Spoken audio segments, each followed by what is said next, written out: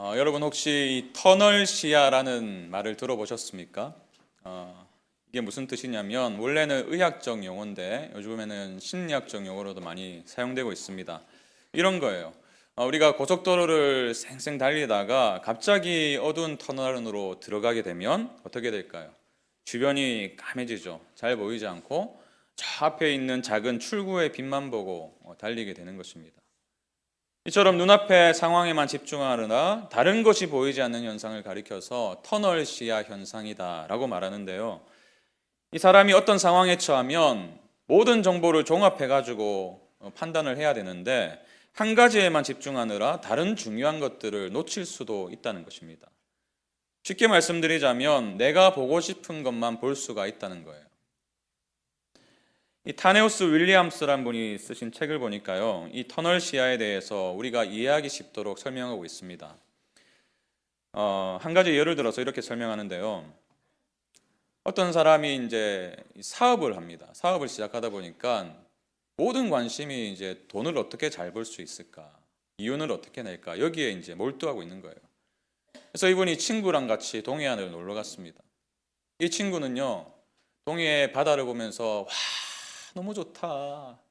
바닷빛이 너무나 푸르다. 탄천과는 너무 다르다. 막 이렇게 하면서 감탄을 막 내뱉고 있는데 이 사업가는요, 그 바다를 보면서 이런 생각을 하는 거예요. 와, 여기 몫이 너무 좋은데? 여기 펜션 차리면 대박이겠는데? 이제 같은 바다를 보는데도 불구하고 서로가 다른 견해를 가질 수밖에 없는 것은 뭐예요? 이 사람이 늘 돈만 생각하기 때문에. 어딜 가든지 이 돈만 생각나고 어떻게 하면 돈을 벌까 이것만 생각하기 때문에 그 아름다운 자연 환경 속에서도 어떻게 하면 돈을 벌 수 있을까만 떠올리게 된다는 것이죠. 이런 이제 얘기를 들으면서 저도 비슷한 경험이 있어서 생각이 나더라고요. 저도 이제 교회를 개척하기 전에 얼마나 이 발에 불이 나도록 이 모든 이 분당을 다녔나 모르겠습니다. 제가 그때 분당 지역을 다 파악했어요. 이 장소를 구하려고 교회 예배당 장소를 구하려고 막 온 뭐 하여튼 그때 제가 이제 눈에 들어왔던 게 뭔지 아세요? 어딜 가든지 뭐만 보이는지 아세요? 임대 현수막. 삼평동을 가도 임대 현수막만 보이고 야탑동을 가도 임대 현수막만 보이고. 그러다 감사하게도 이 공간을 하나님 주셔가지고 인테리어를 시작하게 됐는데요. 인테리어를 시작하면서부터는 뭐가 보였을까요? 인테리어만 보이는 거예요. 카페에 가도 여기는 조명을 어떻게 썼지? 음식점을 가도 이 벽체를 뭘로 했지? 막 이것만 보이는 겁니다. 왜 그것만 보일까요? 온통 제가 그 생각만 하고 있으니까. 근데 이러한 이제 그 일상에서 벌어지는 일들은 사실 관심사가 바뀌게 되면서 자연스럽게 사라지기도 합니다. 근데 문제는요, 이것이 우리의 삶의 태도가 될 때의 문제예요. 제가 목회를 하면서 참 많은 분들의 말씀을 듣게 되고 삶의 이야기들을 듣게 되잖아요. 많은 분들이 이런 고백을 하십니다. 삶이 너무나 고달팠대요. 왜 힘드셨어요? 여쭤보면 많은 분들이 이런 말씀을 하세요. 우리 남편이 혹은 우리 아내가 또 우리 친지 중에 너무 자기 주장이 강한 분이 계셔가지고 평생을 힘들게 살아왔다고. 이제 그런 고백을 하시는 분이 종종 계시거든요. 이런 분들의 특징이 뭡니까? 절대로 다른 사람의 말을 듣지 않는다는 거잖아요. 그러니 주변 사람이 힘든 거죠. 근데 제가 그런 말씀을 가만히 듣고 있으면요, 이런 생각도 동시에 드는 겁니다. 참 그런 인생이 너무 힘드셨겠다, 동의도 되지만 한편으로 이런 생각도 들어요. 꼭 주관이 강한 분에게서만 발견되는 문제일까? 사실 저의 인생을 대입해 보니까요, 저에게도 이런 모습이 있더라고요. 사실 뭐 사람에 따라서 그것이 강하게 드러날 수도 있고 약하게 드러날 수도 있겠지만 사실 이 문제는 모두에게 있는 문제라는 사실을 제가 깨달았습니다. 쉽게 말하면 이런 태도를 가지고 우리가 살아간다는 거예요. 나는 맞고 너는 틀려. 너는 달라가 아니고 나는 맞고 너는 틀려. 여러분 생각해 보세요. 부모로서 아이들을 대할 때 혹시 이런 태도로 대하진 않으십니까? 나는 맞고 너는 틀려. 이 전제가 깔려 있는 거잖아요. 그러니까 내 애들한테 잔소리 하잖아요. 저를 포함해서. 나는 맞고 애들은 틀리니까.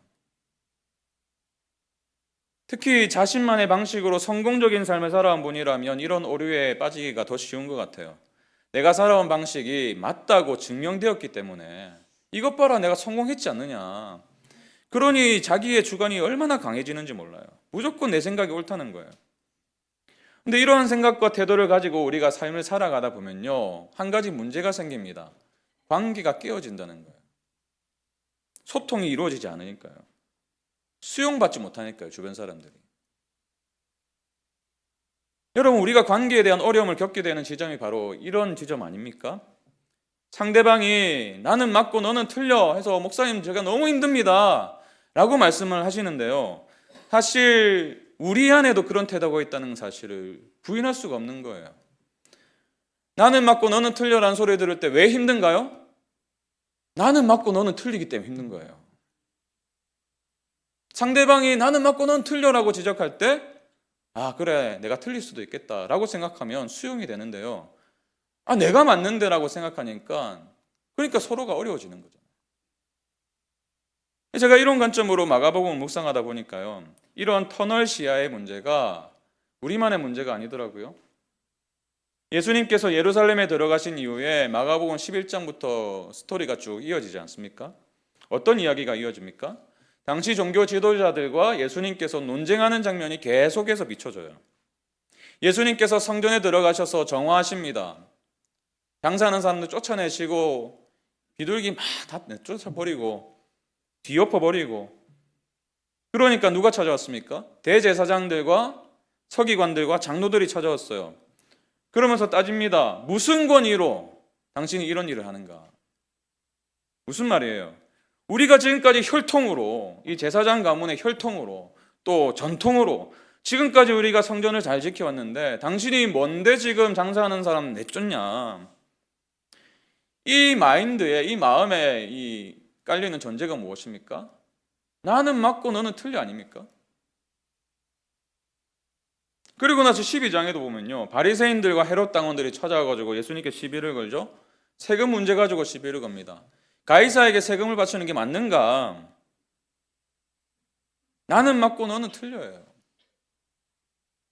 이제 이런 관점으로 오늘 본문을 보니까요, 또 다른 부류의 사람들이 등장하는 거예요. 터널 시야를 가진 또 다른 사람들. 누구예요? 사두개인들. 이 부활 문제 가지고 논쟁을 벌이기 시작합니다. 그래서 본문은 이들을 이렇게 소개해요. 18절. 부활이 없다 하는 사두개인들이 예수께 와서 물어 이르되. 부활이 없다 하는 사두개인들. 성경은 이들을 소개하면서 이들이 가지고 있었던 강력한 신념 한 가지를 소개하는데 그게 뭐예요?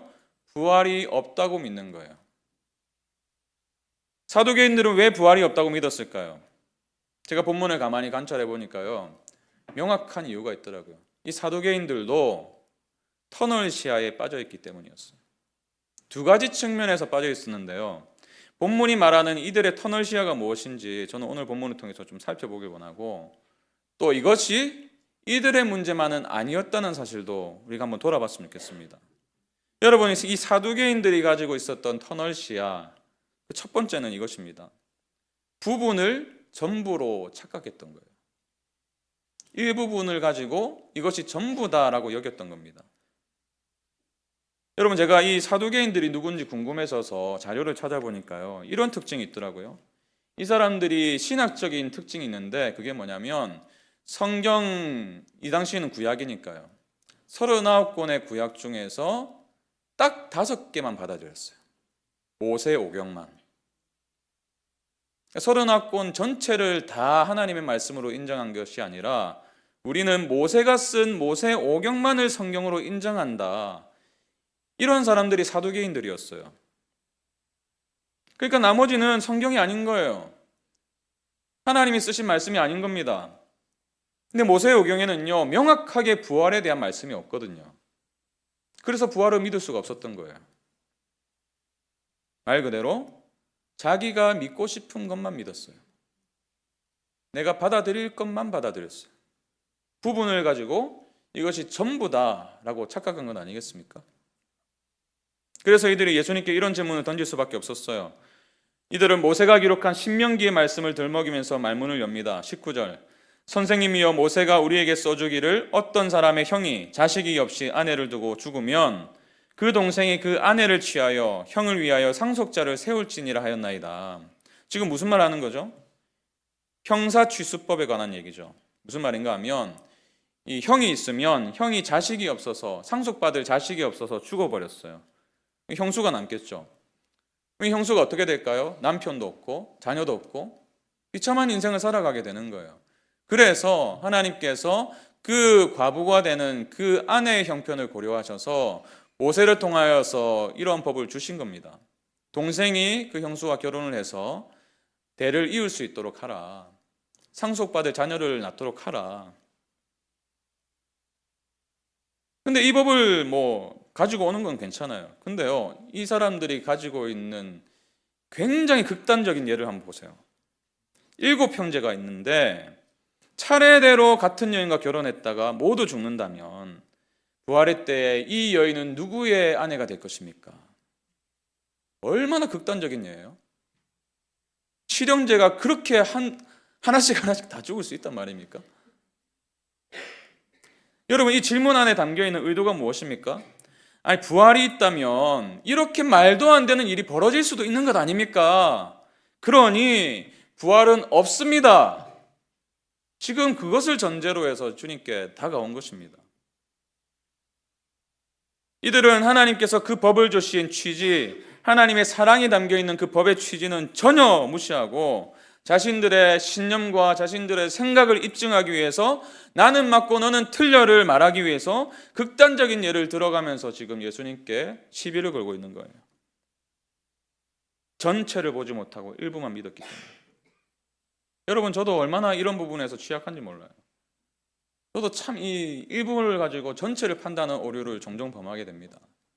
바로 어제 일어난 일인데요. 어제 우리 청년이 결혼을 했지 않습니까? 이 청년이 결혼을 해서 이제 주례를 부탁해가지고 제가 수원에 주례를 하러 갔어요. 근데 어제 날씨 기억하시죠? 갑자기 막 눈이 오고 막 비바람이 막 그래가지고 이 같이 간 우리 교회 한 전도사님이요. 우리 교회 전도사님 2분밖에 없는데요. 그 중에 한 분이 이런 말씀하세요. 엘리베이터를 탔더니 결혼식 당일날 이렇게 날씨가 굳어가지고 신랑 신부가 걱정을 많이 했겠어요. 얼마나 이 공감이 많으신 분이신지 모르겠어요.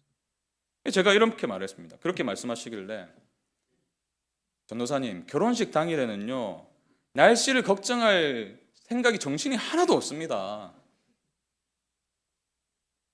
왜 이런 말을 했을까요? 제가 그랬거든요. 제가 결혼식 당일엔 무슨 일이 있었는지 하나도 기억이 안 나요. 그러니 전도사님께서 이렇게 말씀하시는 거예요.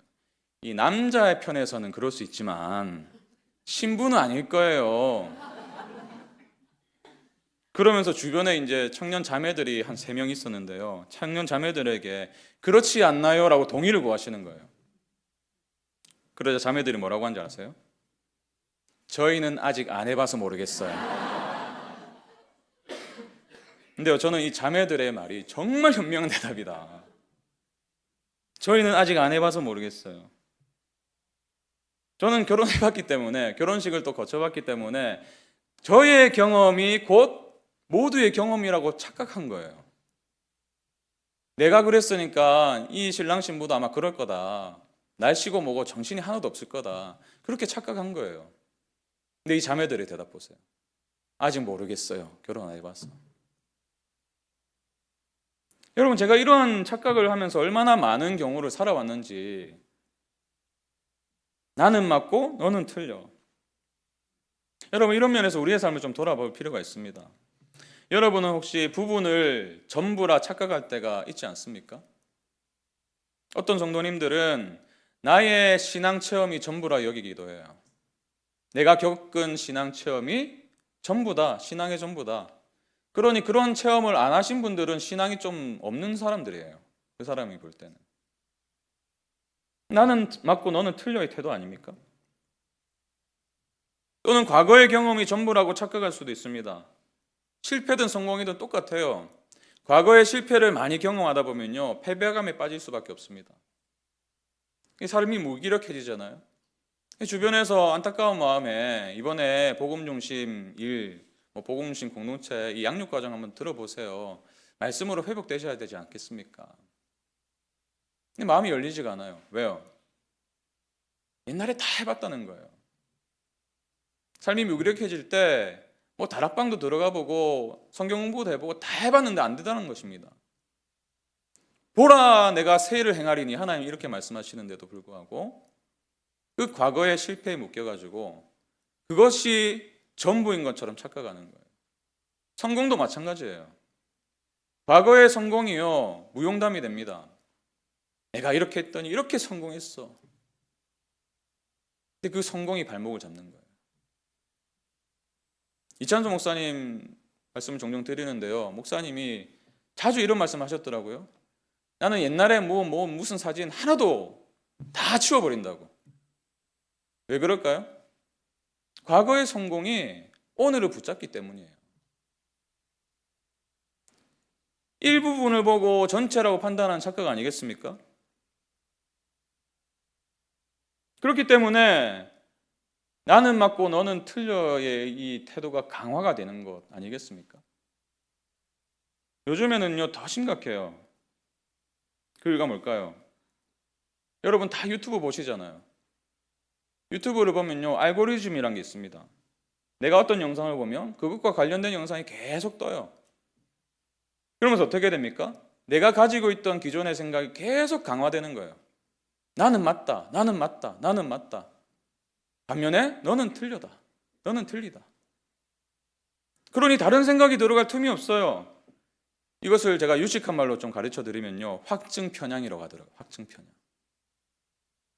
내 생각과 맞는 것만 받아들이고 그렇지 않은 것은 다 튕겨놔 버립니다. 무시해 버려요. 여러분 이것이 사두개인들이 가지고 있던 터널 시야 중에 하나였어요. 그리고 우리도 이런 모습을 가지고 있을 때가 너무나 많다는 것을 발견하게 됩니다. 그런가 하면 이들이 가진 또 다른 터널 시야가 있었는데요. 현실 너머를 보지 못했다는 거예요. 눈에 보이는 것만, 이 현실 세계만 믿고 살아왔다는 거예요. 사도행전 23장 8절에 보면요. 이 사두개인들이 또 등장하는데요.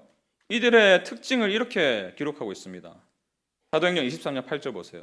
이는 사두개인은 부활도 없고 천사도 없고 영도 없다 하고 부활도 없고 천사도 없고 영도 없다 하고 그러니까 눈에 보이지 않는 세상을 다 부정한 거예요. 왜 이렇게 영적인 세계를 인정하지 못했을까? 제가 살펴보니까 이 사람들의 특징이 있더라고요. 이 세상이 너무 좋은 거예요. 자기들이 누리고 있던 이 현실 세계가 너무 좋았던 사람들입니다. 이 사람들이요 당시 사회에 굉장한 기득권 세력이었어요. 지금으로 치면은 정치적으로 경제적으로 종교적으로 엘리트 중에 엘리트였어요. 성전을 관리하는 제사장 가문의 출신이 많았고요. 또 당시의 최고 의결 기관이었던 이 산헤드린 공회 멤버십으로 많이 들어가 있었습니다. 사두개인들이.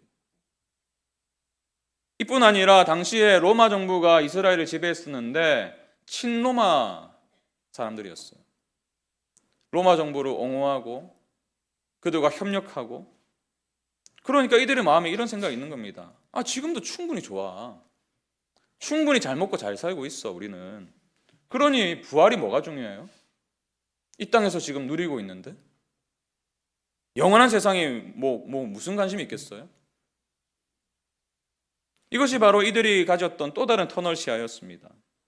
그래서 이들은 지극히 현세적인 관점으로 부활을 바라볼 수밖에 없었던 거예요. 다시 이들이 던진 질문을 생각해 보십시오. 마가복음 12장 23절.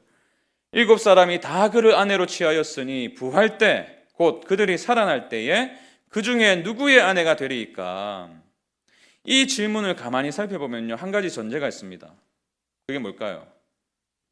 부활을 하더라도 현재의 결혼 관계가 그대로 유지될 것이다 라는 생각이에요. 현실의 관점으로 영원한 생명인 부활을 바라보고 있는 거예요. 그들이 이해하는 만큼 딱 그 틀 안에서 부활을 바라보았기 때문에 이런 질문을 던지고 있는 겁니다. 이 땅에서의 삶이 전부라 생각했기 때문에 이 부활도 영원한 생명을 주는 이 부활도 오늘의 관점, 현실의 관점으로만 이해한 거예요. 하나님의 능력을 자신들이 가지고 있던 육신의 눈으로 판단했던 것입니다. 내가 경험하는 세상이 전부인 것처럼 여기면서 더 크신 하나님의 세계를 부정한 거예요. 우물한 개구리 아닙니까? 우리는 어떨까요? 저와 여러분도 얼마나 많은 때에 현실 세계에 갇힙니까? 그리고 그럴 때마다 얼마나 많이 하나님을 제한하는지 몰라요. 우리는 어느 시대보다 현세를 강조하는 시대를 살고 있습니다. 그러다 보니까 영향을 받을 수밖에 없는 것 같아요. 이 세상이 말하는 메시지가 무엇입니까? 지금 여기가 굉장히 중요해요. 지금 내가 행복한 것, 지금 내가 누리는 것. 그래서 돈이 많으면 행복하다고 말하는 거예요. 그래서 워라밸이 중요한 거예요. 오늘 지금이 너무 중요하니까. 그러다 보니까요, 우리도 믿음이 있다고 고백하는데 죽은 자를 살릴 수 있는 하나님의 능력을 종종 신뢰하지 못해요. 그래서 경험하지도 못해요. 영원한 삶이 주어졌다고 말씀을 하시는데 정말 그럴까? 그 말씀이 동의는 돼요. 지식적으로 동의는 되는데 내가 정말 영원한 삶을 살아가는 존재인가? 그 영생이 오늘부터 시작된 거 말씀하시는데 전혀 와닿지가 않는 거예요. 왜요? 오늘 내가 바라보는 현실은요, 너무 참혹하잖아요. 지금 당장 먹고 살기 힘들어 죽겠는데 무슨 부활이냐고, 무슨 영생이냐고. 지금 이 문제 해결되지 않으면 하나님이 뭐고 다 필요 없습니다. 여러분 솔직하게 이런 생각이 들 때가 얼마나 많습니까? 그러다 보면요, 한 가지 특징이 나타나는데 하나님의 능력에 대한 신뢰가 점점 희미해지면서 동시에 내 능력을 더 신뢰하게 돼요. 내 정보력으로 모든 세상을 바라보려고 합니다. 정보력. 애들 키울 때도 이 정보력이 얼마나 중요합니까? 어느 학원에 보내야 될까? 이 선행학습을 시켜야 되는데 어떤 교재를 사용해야 될까? 무슨 모임만 가더라도 그 얘기예요, 그 얘기. 제가 종종 이 카페에서 설교를 준비할 때가 있는데요. 그 주변에 있는 분들의 이야기를 어쩔 수 없이 듣게 됩니다. 이 젊은 이제 그 아기를 둔 엄마들인 것 같아요. 하는 얘기가요, 막 다 그런 얘기예요. 어디가 좋다더라, 뭘 시키니 좋다더라. 요즘 뭐 칠색옷이 이런 말도 있다면서요. 여러분, 이 정보가 필요합니다. 애들을 뭐 잘 키워보려고 하는 그 부모의 마음을 누가 막겠어요? 잘못된 게 아닙니다. 근데 이것이 전부가 될 때 위험한 거예요. 지난주에도 제가 말씀드렸지만 하나님이 아닌 다른 대상을 하나님처럼 여기게 된다면 그 대상은 반드시 우리를 실망시킬 것입니다. 그것이 하나님이 아니기 때문이에요. 그럼에도 불구하고 우리는 얼마나 내 능력과 내 정보력과 내 지식과 내 경험을 하나님보다 앞세우나 몰라요. 그러다 보니까 이 성경이요, 하나님의 능력으로 다가오지 않습니다. 교양서적이 돼요, 교양서적. 마음에 평안을 주는, 위안이 되는. 그래서 합리적인 것만 받아들이고 내가 받아들일 수 있는 것만 받아들이고. 여러분, 이 모든 것의 원인이 어디 있어요? 현실 너머를 보지 못하기 때문이에요.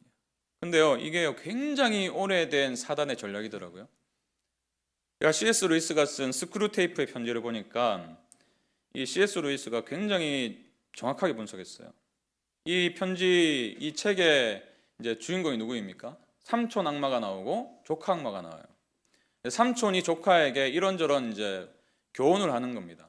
가르침을 하는 거예요. 그 중에 한 대목이 이렇습니다. 수세기 동안 우리가, 이 악마들이 우리가 쉬지 않고 공작해온 덕분에 이제 사람들은 눈앞에 펼쳐지는 친숙한 일상에 눈이 팔려 생소하기만 한 미지의 존재는 믿지 못하게 되어버렸다. 그러니 계속해서 사물의 일상성을 환자한테 주입해야 돼. 여기서 환자는 그리스도인들이에요. 무슨 말이에요? 사단의 굉장히 오래된 전략, 그리고 잘 먹히는 전략이 있는데 그게 뭐예요? 눈에 보이는 현실이 전부라고 믿게 만들자 하는 거예요. 그래서 영원한 세상이 있다는 것을 받아들이지 못하게 만들자. 부활이 없다고 믿게 만들자. 영생이 없다고 믿게 만들자. 그것을 관념에만 머물게 만들자. 이것이 사단의 전략이래요. 하나님 살아계시다는 것을 입술로는 고백하는데 실제로 경험할 수 없게 만들자. 그래서 기도하지 않아요. 늘 관념에 머물러 있어요. 하나님이. 기도하지 않으니까 하나님의 살아계심을 경험하지 못해요. 그러다 보니까 현실이 상황이 주어지면 뭐 조금 좋아지면 막 기뻤다가 조금 틀어지면은 막 눈물 흘렸다가 터널 시야예요. 터널 시야. 이런 거 아니겠습니까? 우물 안에서 하늘 쳐다보면서 그 우물 안에서 보는 하늘이 어때요? 딱 요만하잖아요. 그 요만한 하늘 보면서 뭐라고 생각하는 거예요? 뭐 하늘도 별거 없네. 여러분, 그래서 예수님께서 사두개인들에게 이렇게 대답하신 건 아니겠습니까? 24절 보십시오. 예수께서 이르시되 너희가 성경도 하나님의 능력도 알지 못함으로 오해함이 아니냐. 너희가 성경도 하나님의 능력도 알지 못함으로 오해함이 아니냐. 정확하게 이들이 가진 문제를 꿰뚫어 보셨습니다. 두 가지 측면에서의 심각한 터널 시야에 빠졌다는 것을 주님이 아셨어요. 너희가 성경을 알지 못한다. 성경의 부분 가지고 전부를 안다고 생각하는구나. 어떻게 그렇게 부분만 가지고 전체를 판단하려고 하니? 그리고 하나님의 능력도 알지 못한다. 너희는 지금 하나님의 능력을 너희의 틀 안에 가두려고 한다. 이 땅이 전부인 것처럼 살아가고 있으니 죽은 자를 살리시는 하나님의 능력을 어떻게 너희가 믿겠니? 그러니 너희는 보고 싶은 것만 보고 믿고 싶은 것만 믿고 있구나. 그러다 보니 나는 맞고 너는 틀려로 살고 있구나. 근데 이 말씀을 제가 읽다가요, 이 말씀이 저를 향하고 있더라고요. 박 목사, 네가 성경도 하나님의 능력도 알지 못함으로 오해함이 아니냐. 제가 얼마나 사람들과의 관계 속에서 나는 맞고 너는 틀려로 살아가고 있는지. 그런가 하면 더 나아가서 이 관점이요, 하나님을 향할 때가 있더라고요. 하나님, 내가 맞습니다. 하나님이 틀렸어요. 아니, 이런 상황에서 이렇게 해주셔야 맞는 것 아닙니까? 제가 얼마나 그런 관점으로 나는 맞고 너는 틀려의 관점으로 사람들을 대하고 있고 하나님을 대하고 있는지 모르겠습니다. 그런 우리에게 이렇게 말씀하시는 거예요. 너희가 성경도 하나님의 능력도 알지 못함으로 오해함이 아니냐. 참 감사한 건요, 우리 주님은 책망해서 그치지 않으신다는 거예요. 우리를 때때로 책망하십니다. 깨닫게 하세요. 그리고 대안을 주십니다. 어떻게 하면 터널 시야에서 너희가 벗어날 수 있겠니? 오늘 본문을 보니까요, 주님이 두 가지 대안을 주십니다. 터널 시야를 벗어나기 위해서 주님 주시는 첫 번째 대안은 이것입니다. 내가 틀릴 수 있음을 인정하라는 거예요. 어렵지 않습니다. 내가 틀릴 수 있다는 것을 인정하는 거. 예수님은요, 이들이 가장 신뢰했던 모세 오경을 가지고 이들이 틀릴 수 있다는 사실을 보여주셨어요. 26절 27절 보십시오. 죽은 자가 살아난다는 것을 말할진대 너희가 모세의 책 중 가시나무 떨기에 관한 글에서, 이 내용이 어디 있냐면요, 출애굽기 3장 6절 말씀입니다. 하나님께서 모세에게 이르시되 나는 아브라함의 하나님이요 이삭의 하나님이요 야곱의 하나님이로라 하신 말씀을 읽어보지 못하였느냐. 하나님은 죽은 자의 하나님이 아니요 산 자의 하나님이시라 너희가 크게 오해하였도다 하시니라. 여러분, 이 말씀이 왜 중요하냐면요, 하나님께서 모세에게 출애굽기 3장 6절에서 이 말씀을 하실 때에 아브라함과 이삭과 야곱이 살아있는 상태였습니까? 아니에요. 몇백 년 전에 죽은 존재들이었어요. 그럼에도 불구하고 하나님은 이렇게 말씀하지 않으십니다. 나는 아브라함의 하나님이었다가 아니라 나는 아브라함의 하나님이다. 현재형으로 말씀하세요. 왜 이렇게 말씀하실까요? 하나님의 눈에는 이들이 부활할 거기 때문이에요. 그 영혼의 관점에서 보니까 이들이 살아있는 거예요. 죽은 자의 하나님이 아니라 산 자의 하나님. 그리고 이어지는 말씀 보세요. 너희가 크게 오해하였도다. 무슨 말씀이에요? 너희가 알고 있는 것이 전부가 아님을 인정해라. 터널 시야를 벗어나고 싶니? 그러면은 네가 틀렸다는 것을 인정하거라. 너희가 크게 오해하였도다. 여러분, 어른이 되어 간다는 건요, 그저 나이가 많아진다는 것을 말하지 않습니다. 어른이 누구입니까? 세월이 흐르면 흐를수록 수용 능력을 갖춘 사람이에요. 그 다름에서, 그 상대방의 다름에서 배울 수 있는 사람이 어른이에요. 저는 이런 면에서 이찬수 목사님을 참 존경합니다. 제가 종종 말씀드렸는데요.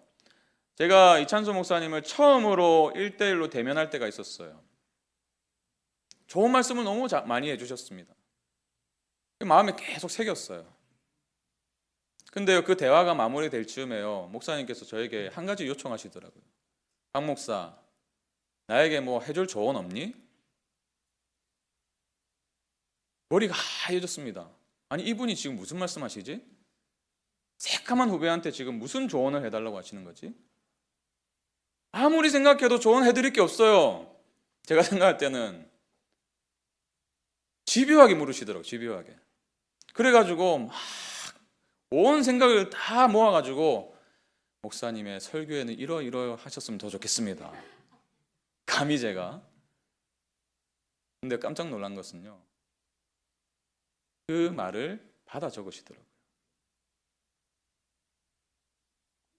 한참 후배인 저의 입술에서 나온 그 말을 기억하려고 받아 적으시는 모습 보면서, 아, 이분이 진짜 어른이시구나.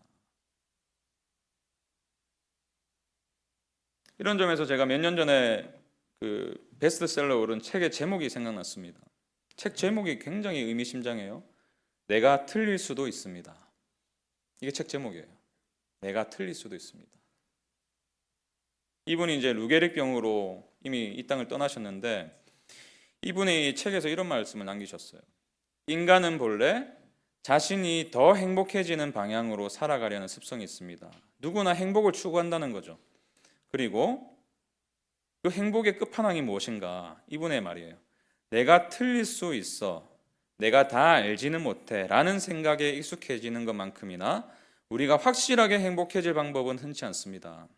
말을 어렵게 했는데요, 내가 틀릴 수 있다는 것을 인정하는 것만큼 행복해지는 길이 없다고 말하는 거예요. 여러분, 이것이 사도 바울이 보인 겸손 아닙니까? 사도 바울은 자신을 가리켜서 이렇게 말합니다. 고린도전서 13장 12절. 우리가 지금은 거울로 보는 것 같이 희미하나 그때에는 얼굴과 얼굴을 대하여 볼 것이요, 지금은 내가 부분적으로 아나 그때에는 주께서 나를 아신 것 같이 내가 온전히 알리라. 지금은 내가 부분적으로 아나. 여러분, 성경 지식으로 말할 것 같으면 사도 바울만큼 훌륭한 학자가 어디 있습니까? 그러나 그는 자신이 아는 것도 부분적으로 알 뿐이다 라고 고백을 해요. 무슨 말이에요? 내가 틀릴 수도 있다라고 고백하는 거예요. 언제 명확해지는가? 우리가 주님과 얼굴과 얼굴을 대면할 때 온전히 알게 될 것이다. 그러나 그 전까지는, 우리가 이 땅을 살아가는 동안에는 내가 틀릴 수도 있다라는 사실을 인정하라는 것입니다. 여러분, 큐티를 왜 이렇게 강조합니까? 왜 매달 한 달이 채 끝나기도 전에 큐티책 구입하세요, 큐티책 구입하세요 이렇게 말씀드립니까? 여러분, 말씀 앞에서 내가 틀릴 수도 있다고 발견하는 시간을 가지라는 거예요. 하나님께 내 생각을 교정받으시라는 겁니다.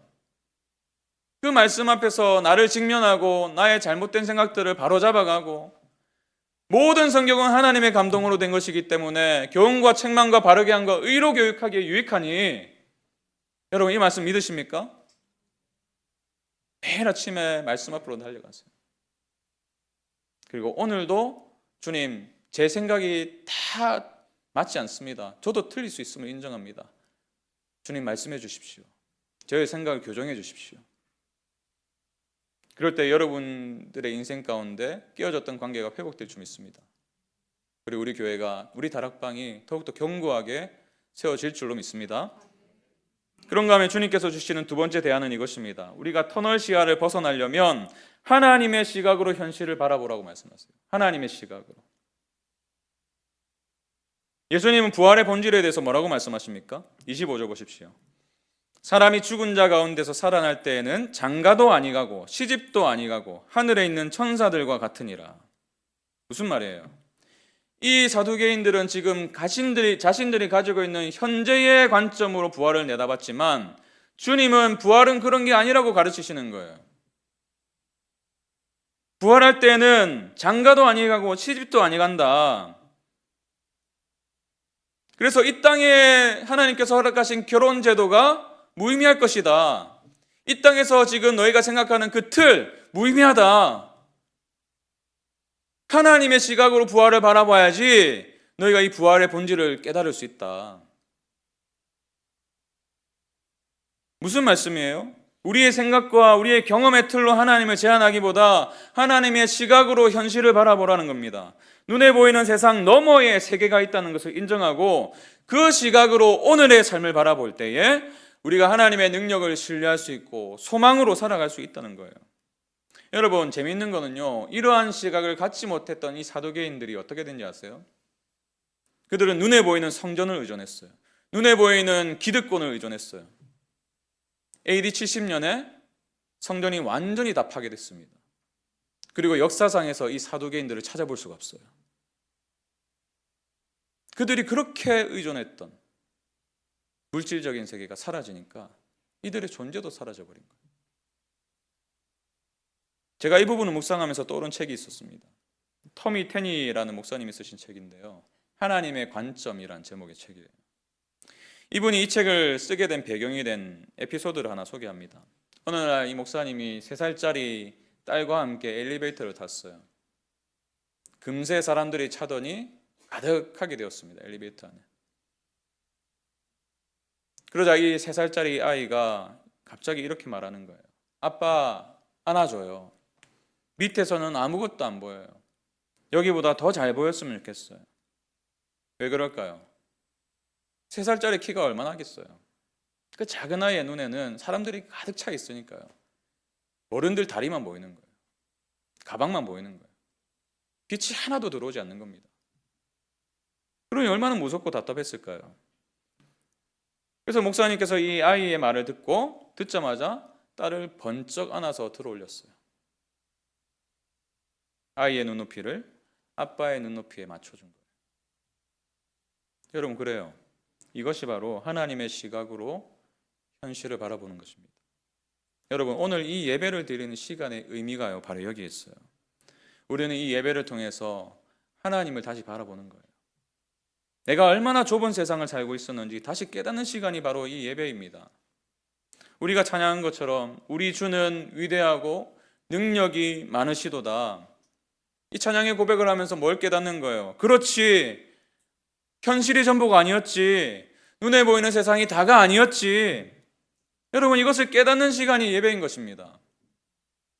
우리 주님을 보십시오. 주님은 어떻게 현실의 고통을, 어떻게 당면한 실제적인 문제를 이겨내셨습니까? 어떻게 그분은 십자가를 참으셨나요? 히브리서 12장 2절을 보세요. 믿음의 주요 또 온전하게 하시는 이인 예수를 바라보자. 그는 그 앞에 있는 기쁨을 위하여 십자가를 참으사 부끄러움을 개의치 아니하시더니. 그 앞에 있는 기쁨을 위하여, 그 앞에 있는 기쁨을 바라보셨기 때문에, 하나님의 시각으로 그것을 바라보셨기 때문에 그 시각으로 오늘의 십자가를 보셨던 거예요.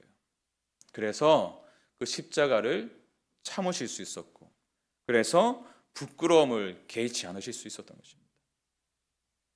저는 오늘 이후로 여러분의 인생이 매주 드리는 이 예배를 통해서 이 시각을 회복하시길 바랍니다. 그리고 매일의 삶 속에서 눈을 뜨면 이렇게 기도하세요. 하나님 아빠, 안아줘요. 밑에서는 아무것도 안 보여요. 하나님 아빠, 안아줘요. 밑에서는 아무것도 안 보여요. 그럼 하나님은 어떻게 하실까요? 여러분을 번쩍 안으셔서 하나님의 시각을 허락하실 줄 믿습니다. 우리 이 믿음 가지고 오늘을 살아가고 내일을 살아가시는 우리 모두가 되시길 축복합니다. 우리 아까 불렀던 찬양인데요, 우리 주는 위대하며 능력이 많으시도다. 하나님께서 허락하실 이 새로운 시각 어떻게 회복될 수 있습니까? 하나님 볼 때 회복돼요. 이 현실 세상에서 갇혀서 깜깜하게 아무것도 보이지 않을 때 하나님은 하나님 되심을 드러내 보이시면서 내가 여전히 너와 함께하고 있다 말씀해 주시는 분임을 믿습니다. 우리 그 믿음 가지고 하나님의 하나님 되심을 높여드리며 나아갑니다. 우리 주는 위대하며 능력이 많으시도다. 우리 주는 위대하며 능력이 많으시도다. 그의 지혜 무궁하며 인자는 영원하도다. 상한 자들 고치시며 상한 자를 고치시며 상처를 싸매시도다. 별들의 수를 세시며 별들의 수를 세시며 이름을 지셨도다.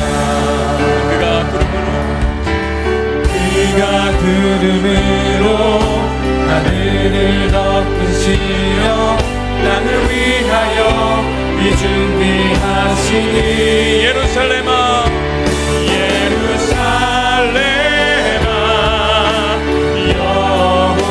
여호와를 찬송할지어다.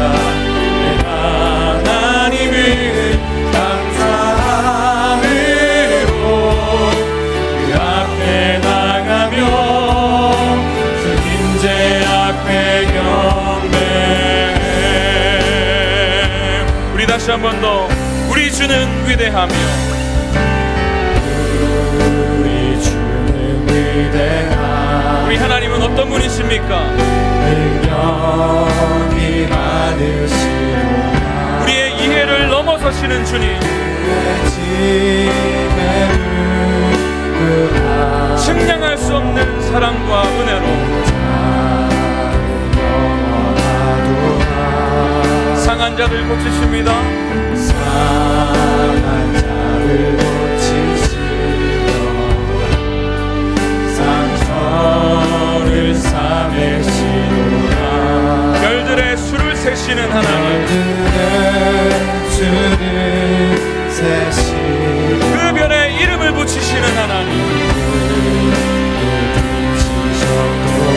우리 믿음으로 고백합니다. 그가 구름으로 하늘을 덮으시며 땅을 위하여 비 준비하시니 할렐루야. 예루살렘아 예루살렘아 여호와를 찬송할지어다. 내 하나님을 감사함으로 그 앞에 나가며 주 임재 앞에 경배해. 예루살렘아 여호와를 찬송할지어다. 여호와를 찬송할지어다. 내 하나님을 감사함으로 그 앞에 나가며 나의 기도하는 것보다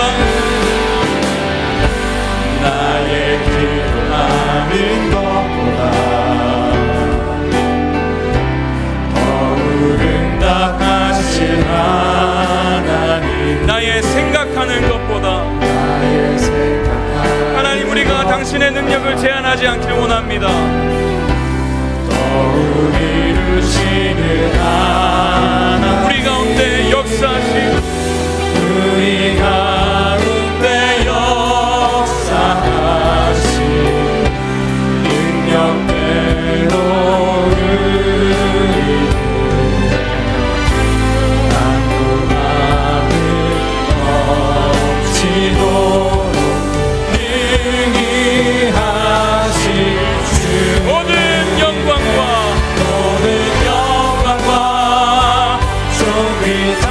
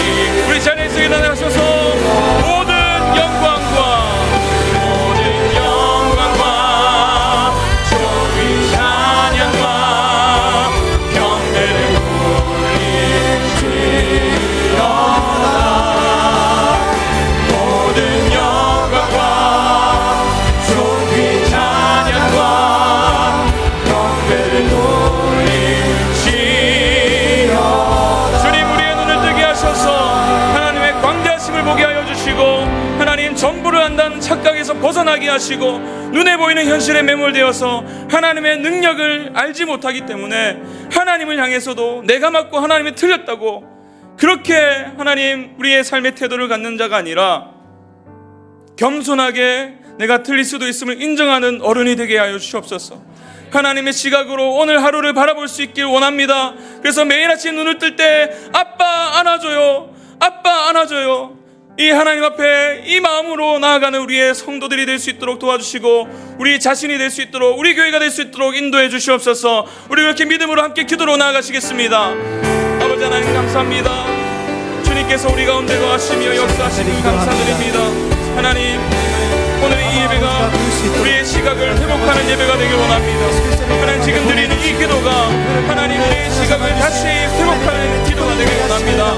하나님 우리가 매일 아침 눈을 뜰 때마다 하나님 내가 틀릴 수도 있음을 인정하고 하나님 더욱더 우리의 숨을 넓혀가시는 하나님의 은혜를 맛볼 수 있도록 도와주시옵소서. 그래서 주님 우리가 매일 눈을 뜰 때마다 아빠 안아줘요, 아빠 안아줘요, 하나님 이 고백을 하며 주님께로 나아가는 우리 모든 성도들이 될 수 있도록 인도하여 주시옵소서. 하나님 그 주님의 위대하심을 놓치지 않도록 도와주시오. 매일 아침 말씀을 통해서 하나님이 얼마나 위대하신 분이시며 하나님이 영원하신 분이라는 사실을 발견하고 발견할 수 있도록 도와주셔서 하나님 시간이 흐르면 흐를수록 하나님을 향한 지식이 더 깊어져가고 우리가 가지고 있던 모든 소외들이 다 벗겨져 나가는 그런 복된 인생을 살아갈 수 있도록 인도하여 주시옵소서. 하나님 그로 인해서 우리의 삶을 하나님 모든 관계 속에서 하나님 누군가를 수용하고 하나님 누군가가 나를 만나면 수용받는 느낌이 들고 그래서 주님 사람들에게 복의 통로가 될 수 있는 인생이 되게 하시고 하나님과의 관계 속에서도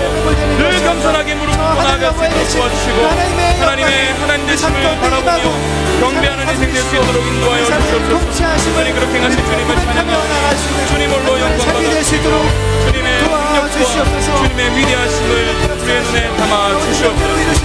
주님 그렇게 하신 주님을 찬양하고 그 모든 것보다 더 크게 크신 주님을 찬양합니다. 하나님 평생 우리가 품어왔던 그래서 나조차도 알 수 없었던 이 마음, 나는 맞고 너는 틀려, 하나님 이 마음에서부터 우리가 좀 벗어났으면 좋겠습니다.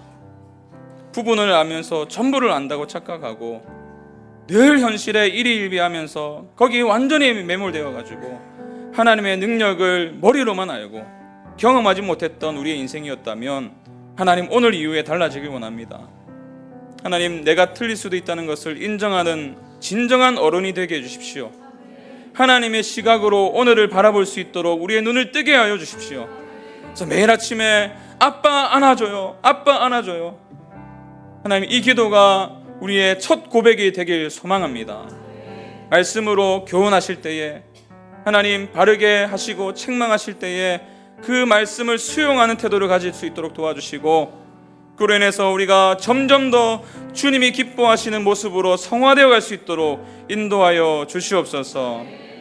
이제는 우리 주 예수 그리스도의 은혜와 하나님의 크신 사랑과 성령의 능력 주심이 매일매일 주님께서 주시는 말씀 앞에서 교정받고 주님의 관점으로 삶을 바라보기로 결정하는 기쁨이 되는 교회 모든 성도들의 삶 가운데 이제부터 영원까지 함께 하시기를 간절히 축원하옵나이다. 아멘.